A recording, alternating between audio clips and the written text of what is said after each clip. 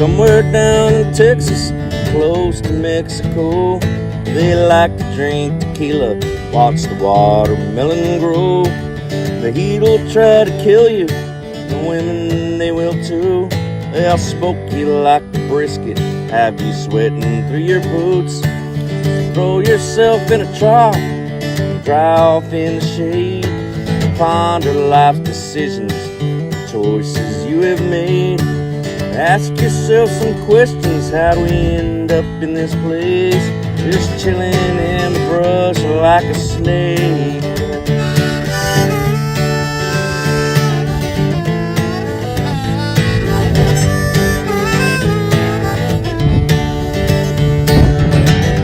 How'd he get here? Where it's going, I don't know. How'd he get here? Living life, telling jokes.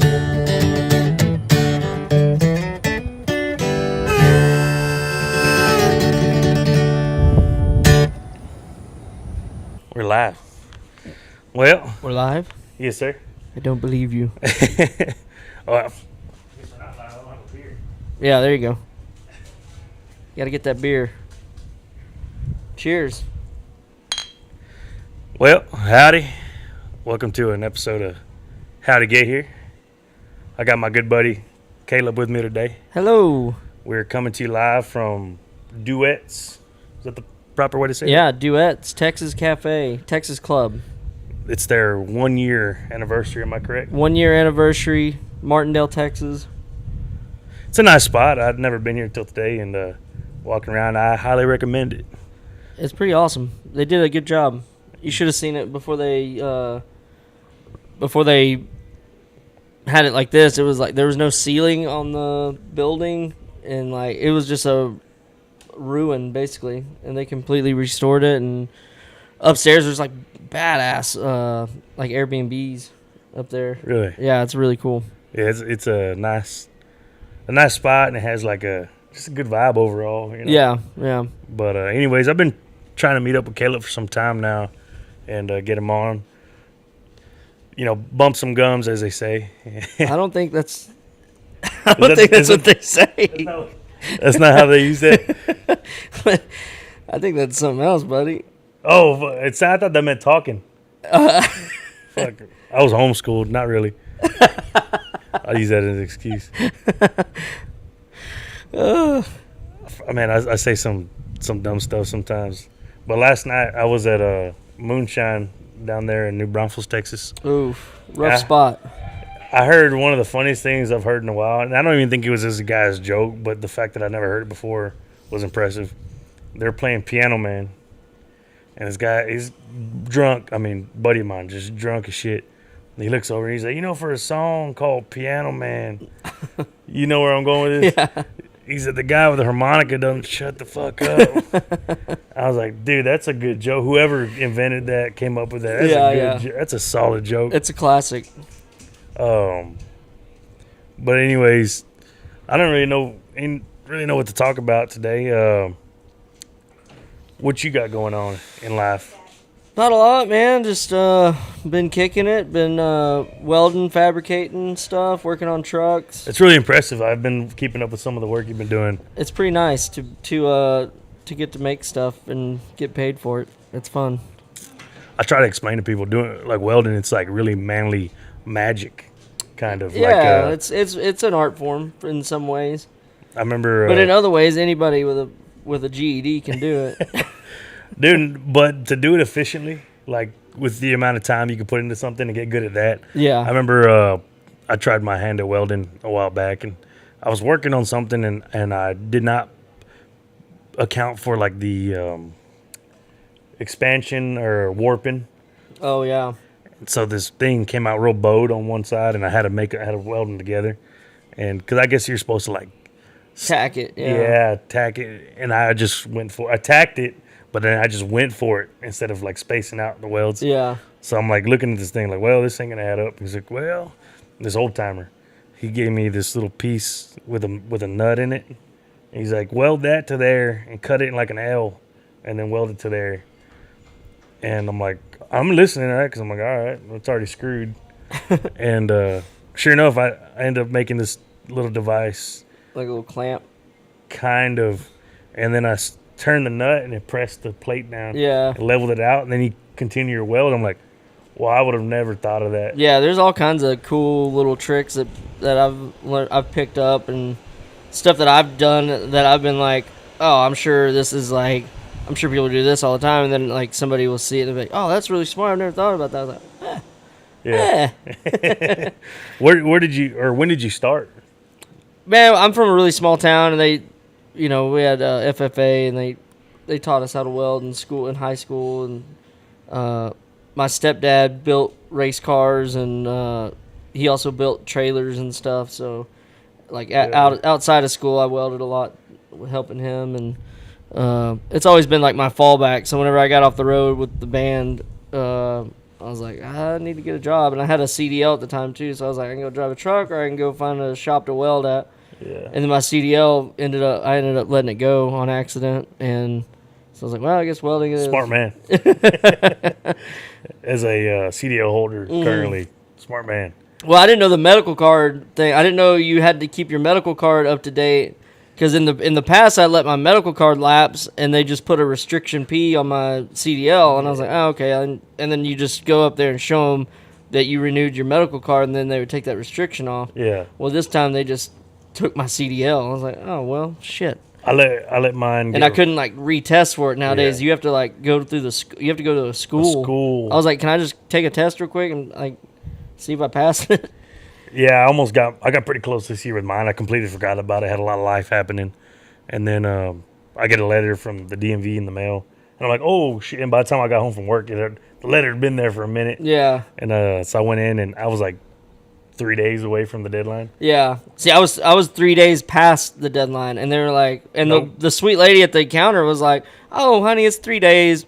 Call this number, so and so, and then they'll see. I bet they'll, let you do it. And it took 3 extra days to get a hold of somebody, and by then it was a week, and they were like, oh no. So that's small. That's bureaucracy for you. So how did you get involved with the music industry? I know you've been around and had your... Yeah, I played a bunch. In Amarillo, I had a band, and I worked for a guy named Casey Berry. He was doing the Texas scene pretty hard around like 2013. And so I worked for him, just going on the road with him, and then I ended up going on the road with Dolly Shine, and then it just kind of spiraled out since then, That's awesome. And then I got to go play a bunch of cool shows out in Nevada at the Outside Circle show, and those guys were great, and it just opened my eyes to how far music could take you.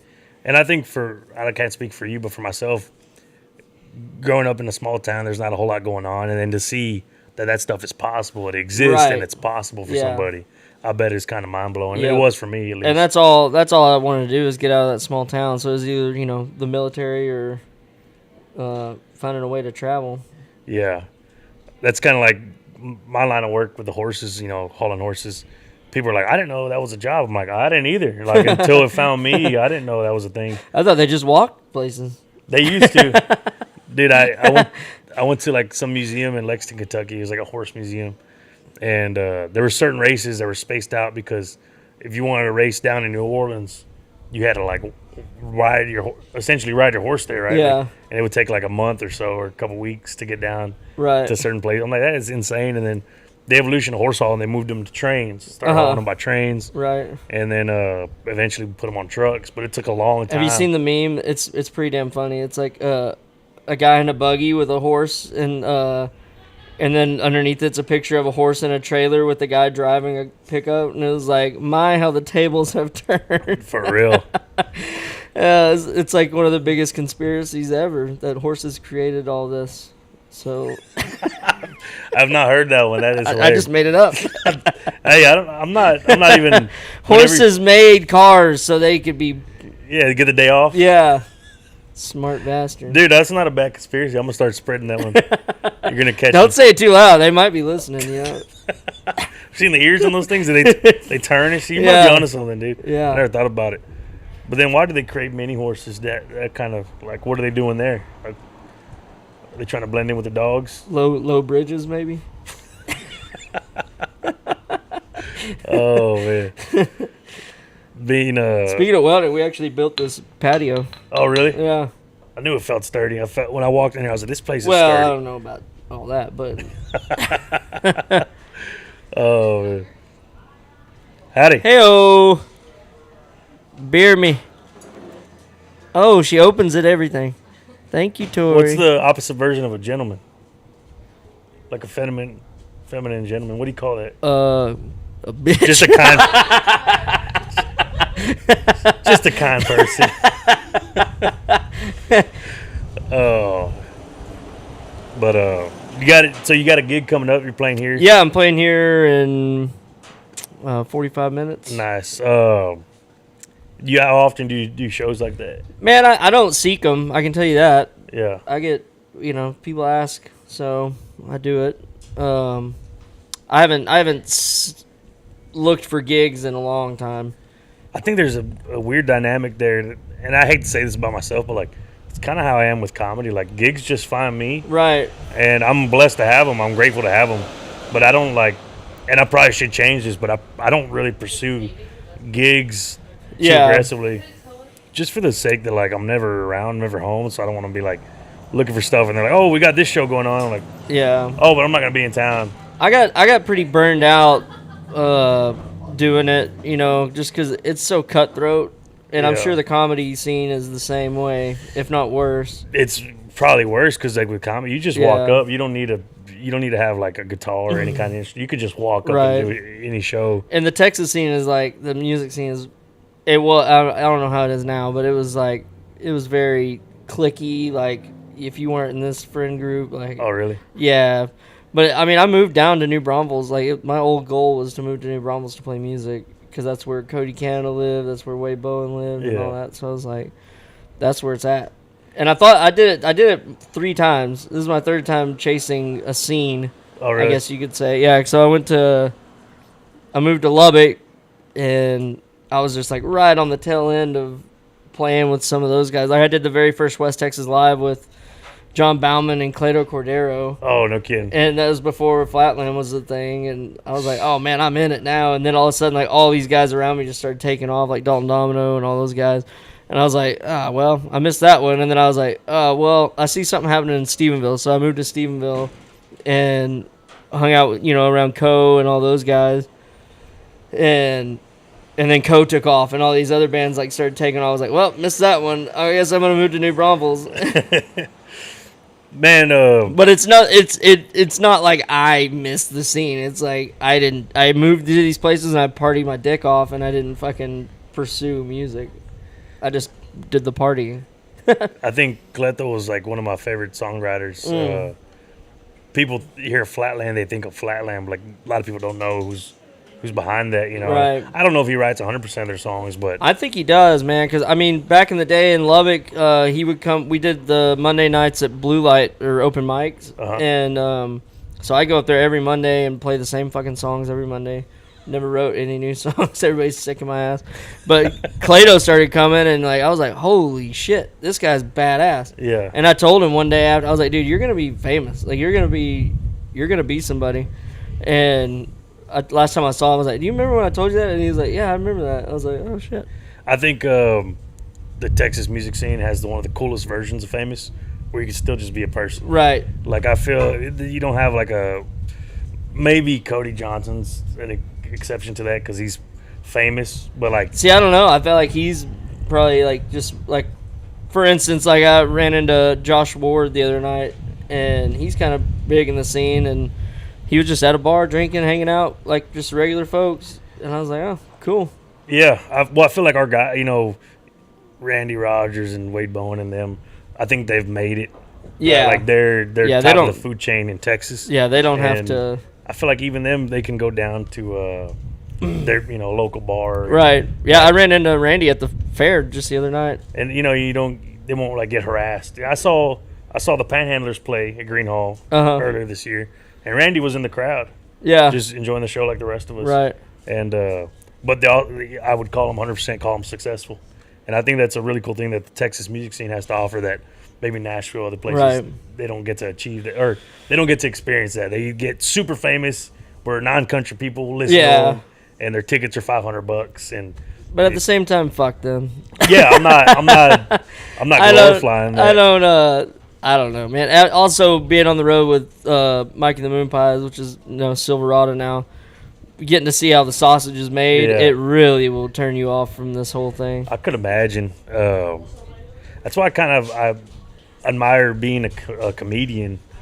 Yeah. A lot of the comedians are just normal people that, besides maybe Rogan for other reasons, or some of the big guys like Kevin Hart, but people like Kevin Hart or that fluffy guy. They're not really they're not in the comedy scene. They do these arena shows. Right. They keep to themselves, from what I understand. Yeah, and it looks like they transition at some point. You transition into film. Yeah, you're more movies. Of a Hollywood guy than a comedy guy. Yeah, and it's funny to see like wrestling does the same thing. Oh yeah, or like boxing or like UFC and stuff. Like that you get to a certain point and then you become an actor. Yeah, superstar wrestler actor. Like you're somebody. I doubt it's them. I bet it's somebody in marketing that sees them and is like, "Hey, let me own you." Yeah, let me make you more famous. And I don't know shit about the music industry, but it seems like a lot of these big bands that get approached by somebody with a check and like, "Hey, here's a lot of money." And then they take it, and then they get owned, they don't have the rights to their music or different things, whatever the particulars are. And somebody was saying, like, if they're offering you $1 million, that means they're trying to make $100 million off of you. Right. And so you just wait it out. Like, that money's going to be yours. And it's funny to hear stories of people, like, getting suppressed that are unsigned or whatever. And then they do the big wigs in the music industry do what they can to shut that down. Oh yeah, not let them play shows or certain venues. Oh yeah, it's the Jews, man. It's the well, like the I don't dirty, filthy. No, I'm not. I don't listen. I don't listen to that kind of music. But there's a guy named Russ. You ever heard of him? Oh yeah. And like he was like unsigned or is unsigned or whatever.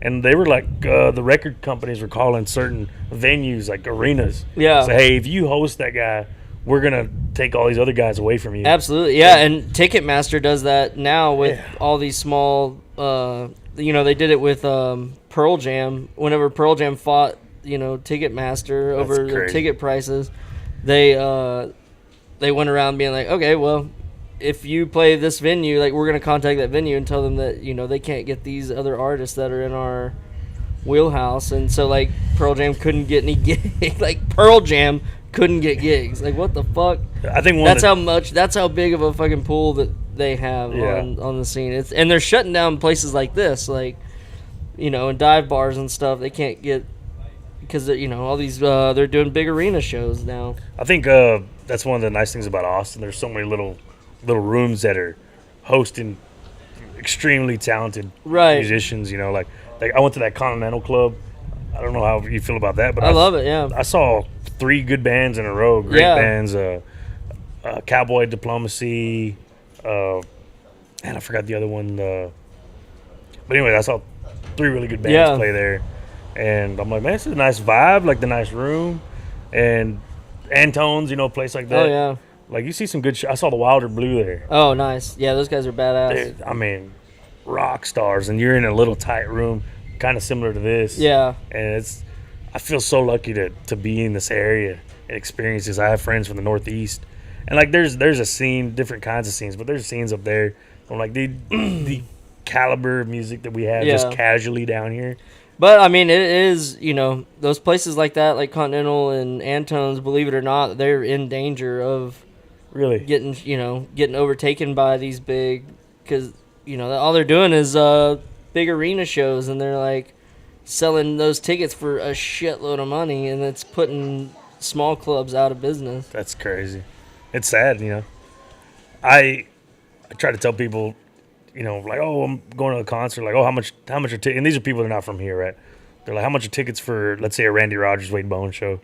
And I'm like, I don't know, $30, maybe 40. Right. And they're like, oh, stuff like that up here is 100, 200. I'm like, yeah, because the ticket industry is disgusting. It's That's insane, not even. yeah. I wouldn't even consider it the music industry because you're not buying a face value ticket. Right. You're paying the resale. Yeah, you're getting the fees and all that shit. Yeah, and Did I'm you like- see the ragweed tickets? I tried to God. get one, and I saw it was like on Facebook, and somebody got to the to the ticket side, Yeah. like somebody made it through, and they like posted like, hey, we can't afford this because like they claimed that it was gonna be like $45 to $225, but then there's $70 in service fees. Like you end up spending $300. By the time I got in there, the like highest level seats, it was like level 5 or 500 or whatever it was. They were 180 Yeah. piece. Did you get them? No, I was Oh. like, because I couldn't afford. Not that I couldn't afford, but like I'm not gonna pay $180 for Yeah. 4 tickets for me and my buddies, and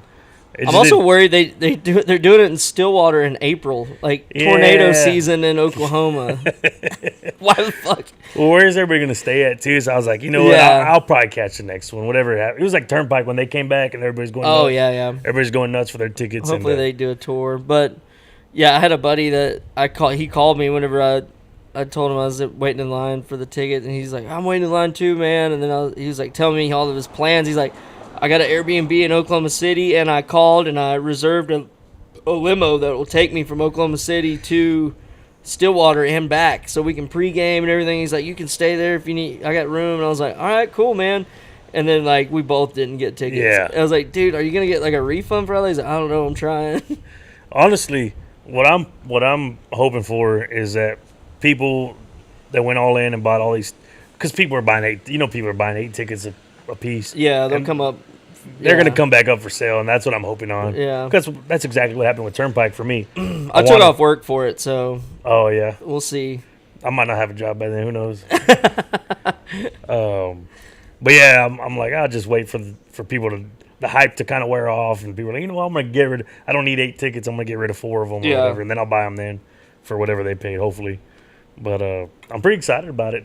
I haven't seen Turnpike since I was a child. I don't think I was drinking age 10 years ago, Yeah. and I didn't get to experience it like I would now. So I'm kind of excited about that. I got to see them. They played White Deer Rodeo in White Deer, Texas, in I think it was like 2011 or 12, and there was like nobody gave a fuck, dude. Oh, really? Yeah, and I was like, I had been listening to him a little bit, so I was like, me and my cousin. I have a cousin that his name's Spencer Ford, and we that's all we did was like dig. We were huge ragweed fans, and then anything red dirt Texas country, we were like in it, and we'd go sneak into the bars in Amarillo and see whoever we could.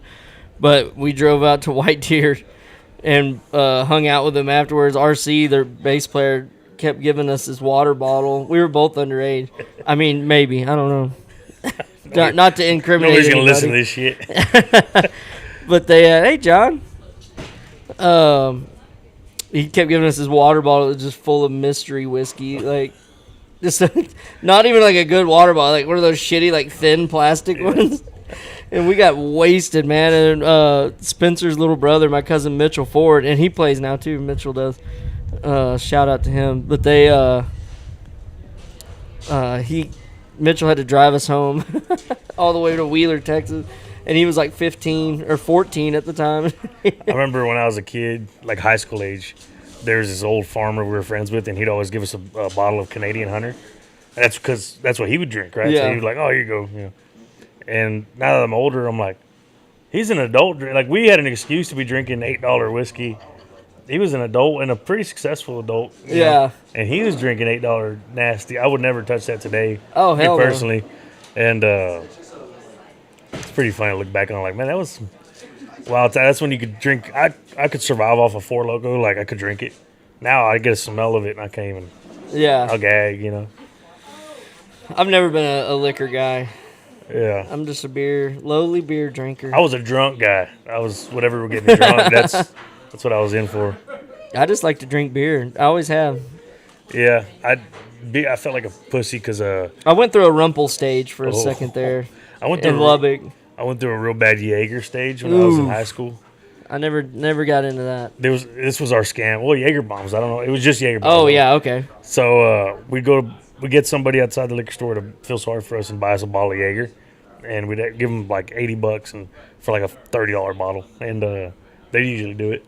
And then we'd go to Walmart and buy a 12-pack of Red Bull, and then we'd use the receipt and we'd go in like 2 or 3 times and just walk out with another. So we'd buy 1 case of Red Bull and get like 3 or 4, and for the price of 1. It was a nice little deal there. That's it was a nice little deal. They didn't know they were running. Yeah. I don't condone shoplifting, but if you're gonna do it, at least do it at Walmart. You know? Yeah, it's Stephenville at the Walmart. You know they have Larry Joe Taylor Fest there in Stephenville. Oh, okay. And so we would get because they check the receipts. So we go get a 30-pack of Coors Light, and we go up and pay for it, and then we get two 30-packs, pay for it, show the guy the receipt, and we'd have somebody waiting outside. Give them that receipt. Yeah. They run in and grab 2 more 30-packs and show them that receipt. They had a receipt at the other door. Yeah, it was a very. So we get two free 30-packs. Yeah, it was a very efficient scam, clever scam if you thought about it, and we didn't share it with anybody. Yeah, we did that one for Red Bull and the 100-pack of shotgun shells when we wanted to shoot skeet. We have the queen of stealing from Walmart in the house tonight over here. Tori. We'd buy. Yes, you are. She said she's not a klepto. We'd buy the 100-pack of shells, the federal shells. Yeah. With a $8 box of clays, and then same thing. We'd run in and out 2 or 3 rounds. It was a really good deal. Yeah, that's a good deal. They just didn't know they were running it. Like I said, stealing ammo from Walmart. Yeah. There's a country song. Right? It should be. So you said you've been writing a couple jokes? I've been writing jokes. You think about hitting the mic soon? I want to. I think you should. I want to. I highly recommend it to a lot of people. Like, some people are just funny. And when are you going to an open mic?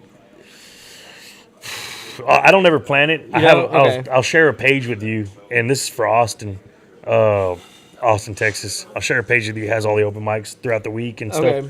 And I do them whenever I think there's one in New Braunfels that's opening up. I think there's one at Lucy Cooper's. They're doing open mics there? Yeah. I mean, I'd be down. I'm a little whore for stage time. I'll go on any stage, anywhere, anytime. See, I want to do that. I want you to be there when I do my first one. Hell yeah. So you got some pretty good jokes. You shared a couple with me, and I think there's something there. And it's a journey that everybody has to go on, where you write some jokes and then you bring them to life. Like, yeah. Oh man, let's go through my notes here, and I'll show you. They're just all ridiculous. Like, some of them don't even make sense at all. I think I have one that just says, car warranty on Dolly Parton's tits. Like, do you think she has a warranty on that? Because she got those things back in fucking. You got to get an upgrade at some point. I'm sure she's done something over the years. Yeah, you got to upgrade. She still looks pretty good.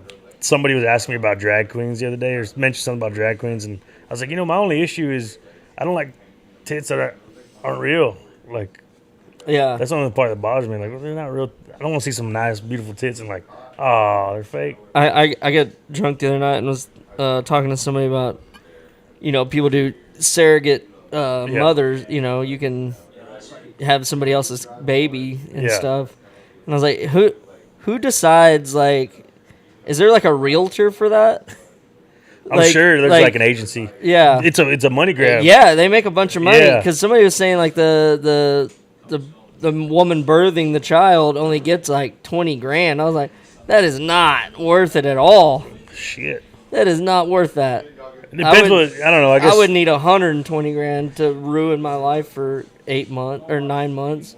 I don't know. There's some women that love being pregnant. Yeah, I wrote a fucked up joke. Have you heard about the joke? It's like, they say being pregnant's like getting kicked in the nuts. Oh yeah, it's like no guy's ever asked. Hey, I think I want to get kicked in the nuts again. Yeah, I wrote a joke, but I in this joke is like, so it's like womb realty is the joke. Womb raiders. Like a house, like an HGTV show, but they just like womb raiders, womb hunters. I wrote this couple weeks ago. It might have been a month ago or so. There was a couple babies that got killed being locked in cars in the summer, and the human in me. I thought kids love Hot Wheels. So the human in me is like sad, like, oh, that's sad. And then the comedian in me was like, there's a joke there. I did the same thing with the same. That's where the Hot Wheels. I have it in my notes. Hot Wheels. So my joke that I got from it was like, you know why poor people have so many fucking kids? Because they can't afford a car to lock them in. They always have the most kids. Right? Oh, that's good.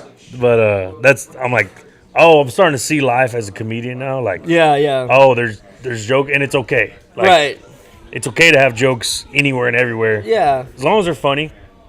And telling the people that want to hear jokes. You can't tell offensive jokes to people that don't want to hear them. Right. It's not. You're not the problem. It's the wrong crowd. You know. It's not you. I went to a You're show. funny. I had not an open mic. I did a show in Fort Worth like 2 weeks ago, and I'm doing jokes that I've killed with before. I mean, I hate saying that. I don't want to sound cocky, but like I've done pretty good. Yeah. And so I'm doing the same jokes I've done. You know, a couple new ones, but most of them are the same jokes I've done for a while. And the crowd was not laughing.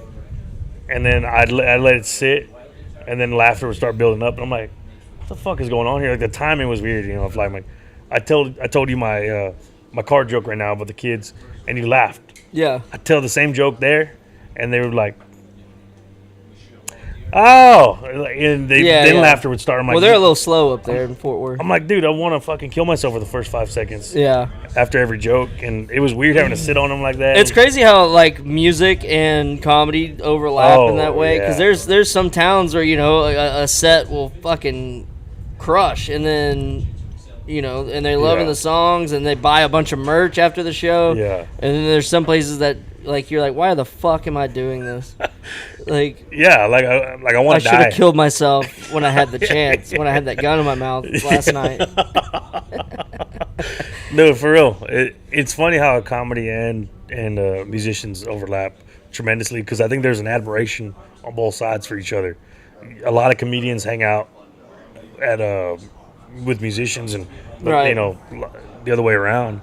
And the only good thing I see about comedy, that the pros of the music, is you're by yourself. You don't have to deal with any drama or egos in the band. Or it's up to you.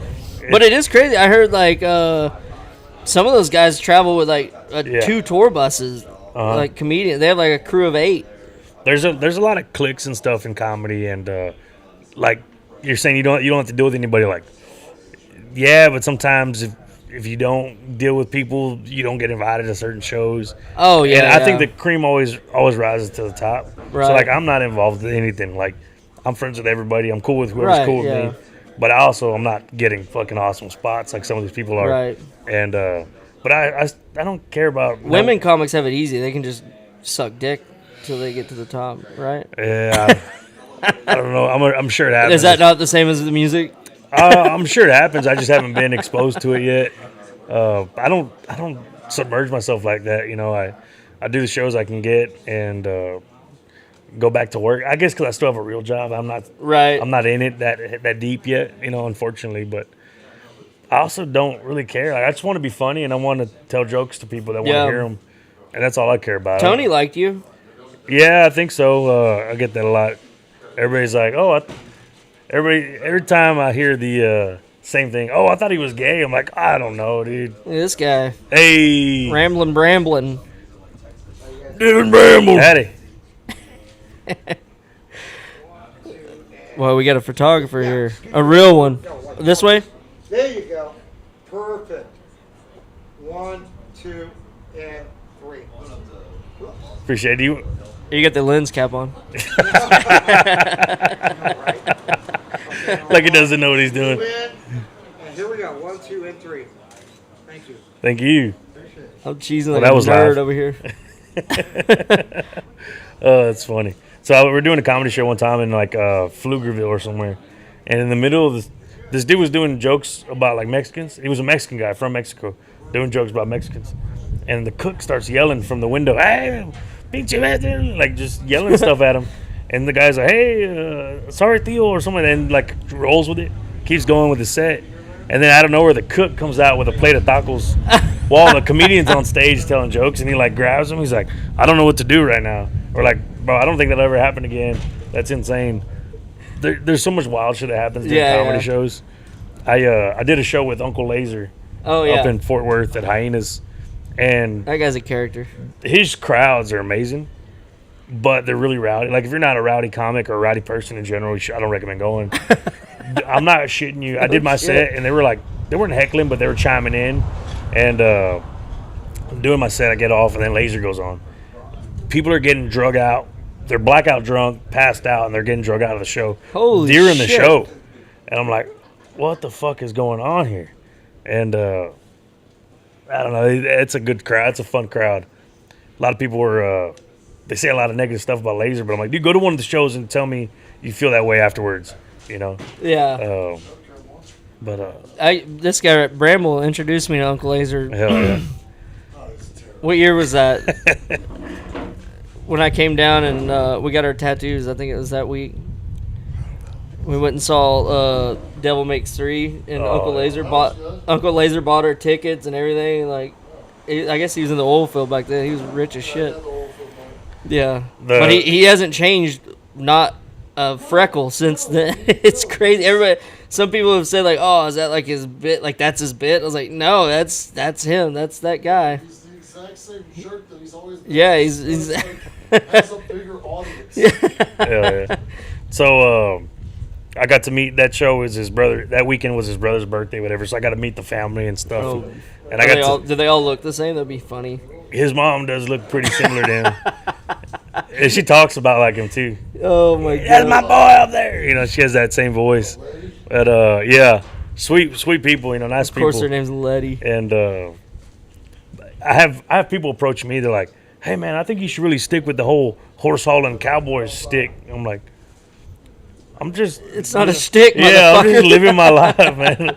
I don't care. You know, I take. What are they gonna say about me? Hey, you should stick to that masturbating and drinking, and that's me. That's what. That's my brand. That's my. I work so. I built. I this coined that. I built this brick by brick. You think I'd sleep in till noon on purpose? Oh fuck! I feel like Think I'm wearing the same clothes from 2 days ago on purpose? No, this is my bit. It's a joke. I'm a total piece of shit because it's funny. All right. I would be in church right now if it wasn't for you. Hey, man. How are you? Good. You look good. Did you clean up a little bit? Did you do something? Nice. Well, I think I'm about to have to. You about ready to hit the stage here? Yeah, I got a few minutes, but. All right. I haven't tuned my guitar. I don't even know if I have all my shit in my guitar case. We'll leave off like this. I'm gonna ask you one question. Okay. I'll set the scenario for you. Answer it however you want. There's no right or wrong answers. Oh, I love these. All right. You die and go to wherever you go, whatever that may be. And you get granted a welcoming concert, right? 5 artists of any time, dead, alive, don't exist yet. They could be a band in the future, past, present. You get 5 bands Okay. for your welcoming to whatever concert. Okay. All right. Who are you going with? AC/DC with Bon Scott doing Highway to Hell in Heaven. That would Hey, be awesome. you can get crazy. You can have like AC/DC, Bon Scott with Shaq on bass. Oh, okay. Yeah, Wow. you can get as wild as you That want. would be wild. A whole band of Hooters girls, the hot ones from the '90s, like not these ones with C-section scars. The non-Ozempic. Yeah, yeah, Hooters yeah. chicks. Yeah, the OG Hooters Shout out girls. Ozempic. Yeah. A band of Ozempic sticks. Probably the Cars. I love the Cars. Like from the movie? No. Oh, never mind. The band, the Cars. I got really excited for Okay, all right, yeah. I want the. Let me change that. I want the Cars, but as Cars from the Cars movie. Yeah. And I like the layers there. That's, Yeah, that's a yeah, nice yeah, little, yeah. like a nice little creative lasagna. Right. ZZ Top, as they were, you know. All respect, yeah. Yeah. Show some respect there. And then, how many do I got left? I mean, fuck it. I think I did like 10 already. And then Ragweed. But 2003 Ragweed. Hell yeah. You know, people are walking in clapping. Damn right. That's the OU Texas game. No, it's for us. They're clapping for us. Oh, Yeah. We're that good. Yeah, we're good. Thank you, sir. Tip jar's in there. Well, Is there a tip jar for comedians? Is that a thing? maybe. I don't think I'm sure it exists. That'd be funny if you open a guitar case and Like dirty underwear. And Yeah. something like, oh, sorry. I never oh shit. shit, I didn't shut that. It's just a suitcase. Hey, what? This is not my joke, but why did the semen cross the road? Because I wore the wrong socks today. Oh, dude, being on a tour bus, you know, you get the sock jokes all the time. Mm-hmm. And the funniest one I heard was Jamie Johnson's tour manager. He's like, "Man, I've been jerking off in a sock so long, my dick's growing a toenail." Jeez. Oh my god, I laugh at that every time. Dude, Sometimes I'll just look at a pair of socks and start laughing. Some people have those like one-liners that just fucking hit. Yeah. Just fucking hit. And I'm grateful to be around those people. Yeah, they're great. But anyways, all right, I guess we'll wrap it up there. And thank you for sitting Thank down you. and talking. Yeah, man, I want to do it again. I feel like that went by way too fast. Yeah, it was pretty quick, pretty cool. That's how I roll, you know, Yeah, in and out. in and out, in and out. Me too, but I got her knocked up. Hey, So that'll do it. That's why you gotta start fucking dudes. They'll get pregnant. I want Life hack. I wrote a joke about a similar thing. I was like, man, I want to be gay without all the gay stuff. You know, Cam Patterson has a joke. He's like, you know, being gay is strange because girls have asses too. You got a point there. That's pretty good. But anyways, all right. Well, thank you, sir. Yes, sir. Thank you for your time. Yeah, let's do it again. We'll see you soon.